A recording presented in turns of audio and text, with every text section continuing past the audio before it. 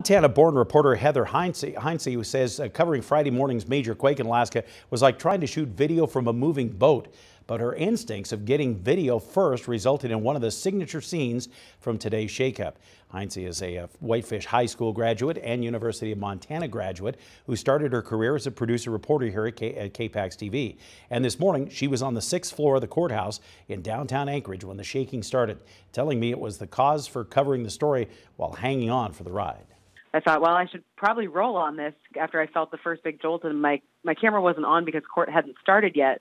So I frantically turned it on and then just pressed record, and it just happened to be white balanced and focused for some reason. And then I had it on the tripod, and then the jolting knocked the tripod over. So I grabbed the camera off the tripod and just kind of stood there. I don't know if you've ever shot video like on a boat, but it's kind of like that where you just kind of plant your feet and just kind of move with the building.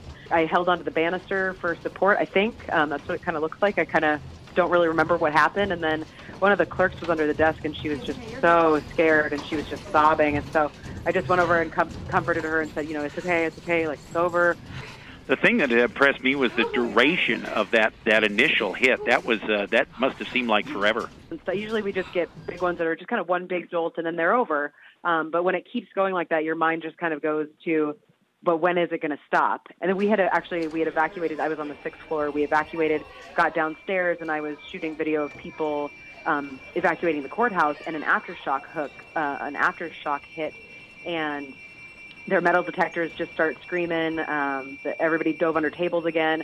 And so again, like you're thinking like, well, how long is this one going to last? Because the aftershock was also fairly significant. So it looks like you got tremendous infrastructure damage up there, but how's everybody taking it? You know, everybody's in pretty good spirits. Anywhere we went and grabbed some lunch, you could just hear everyone's talking. It's obviously what everybody's talking about today. Where were you? What did you feel? What kind of damage did you have? I mean, all over social media, it's just people's posts from their kitchens of just bottles of vinegar and things just shattered from the stores. The gas stations that are backed up with people fueling up with either propane or, filling up their propane tanks or their gas tanks. What'd you like folks back here at home to know about how you're doing up there? Oh, I think everybody's fine. I mean, it's Alaska. We're kind of all used to this, just not on this kind of magnitude.